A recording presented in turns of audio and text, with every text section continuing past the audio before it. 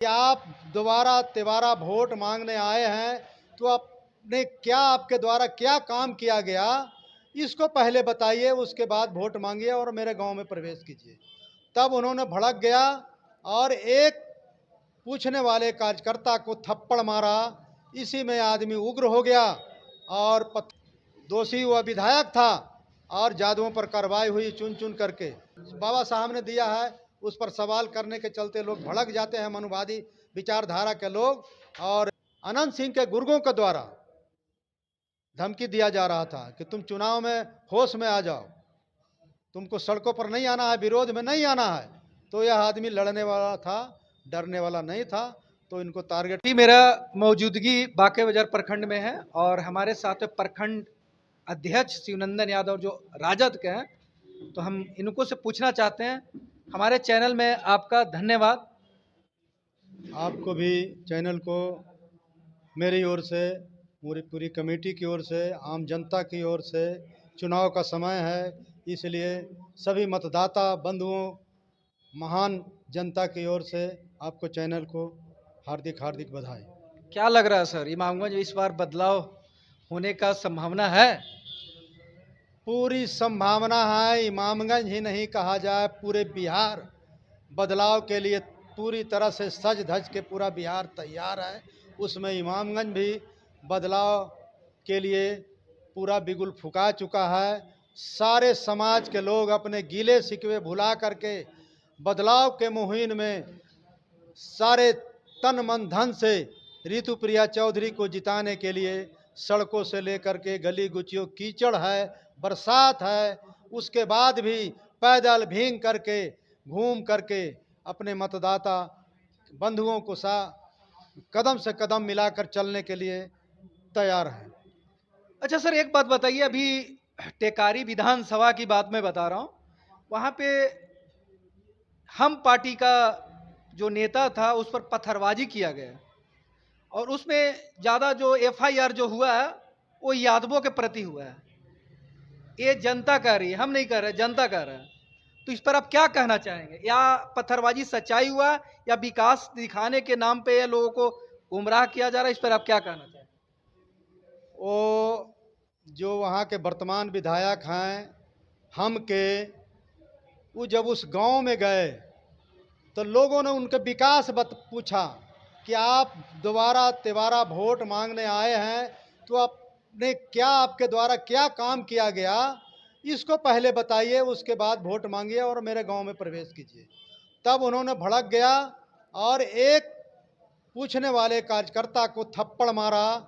इसी में आदमी उग्र हो गया और पत्थरबाजी करने लगे, आओ गोली लाओ, बंदूक लाओ।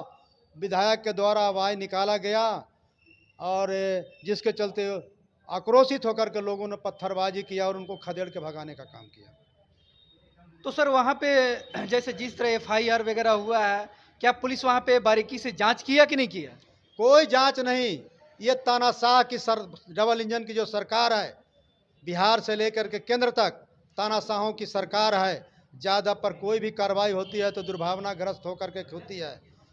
दोषी रहता है, दोषी वह विधायक था और जादुओं पर कार्रवाई हुई चुन चुन करके। ऐसा ऐसा क्यों हो रहा है जो जादुओं पर बार बार एफआईआर होने की घटना हो रही है? और ज़्यादा देखिए तो क्राइम भी जो क्राइम का जो मतलब लोग इनकाउंटर भी किया जा रहा है, लोग मारे भी जा रहे हैं। तो यादवे कुशवाहा, ऐसा क्यों हो रहा है? ऐसा इसलिए कि यह मेजॉरिटी वाली जात है। ज़्यादा और कुशवाहा बहुत कुशवाहा ये लड़ाकू जात है और अपने हक अधिकार को जो बाबा साहब ने दिया है उस अधिकार से काफ़ी अवगत हो चुके हैं, जिसके चलते अपना अधिकार पर अड़िग होकर लोगों से सवाल करता है।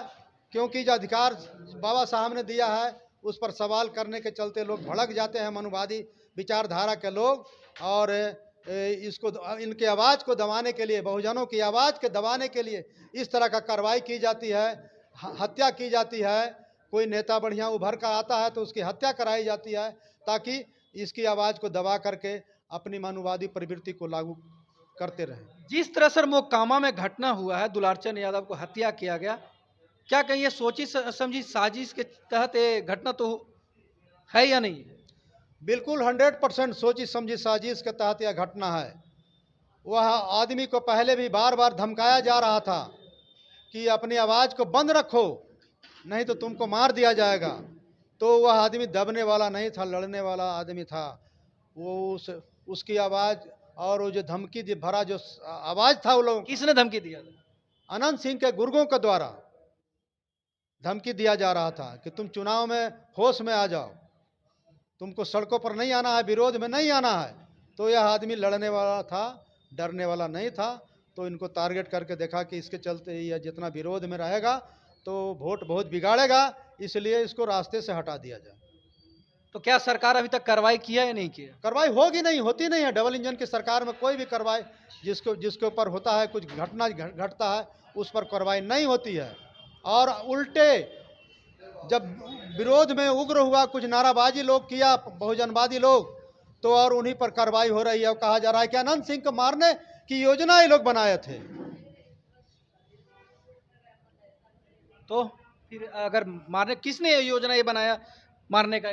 सरासर आरोप है, फंसाने के लिए फंसा रहा है, उल्टा फंसाने के लिए आरोप है। ऐसा कोई बात नहीं। योजना क्यों बनाएगा मारने के लिए? योजना आप बोल रहे हैं कि योजना बनाया जा रहा था, तो किसने योजना? उसके द्वारा बोला जा रहा है। किसके द्वारा? अनंत सिंह के आदमियों के द्वारा बोला जा रहा था कि अनंत सिंह के हत्या करने के लिए ये लोग योजनाबद्ध तरीके से विरोध कर रहे थे।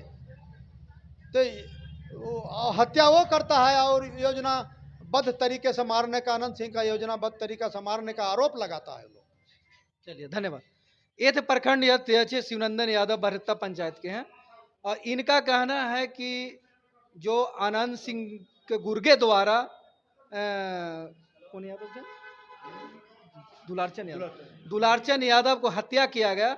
अब देखिए इस पर पुलिस क्या संज्ञान लेती है, ये तो प्रशासन ही बता सकता है। बाकी धन्यवाद।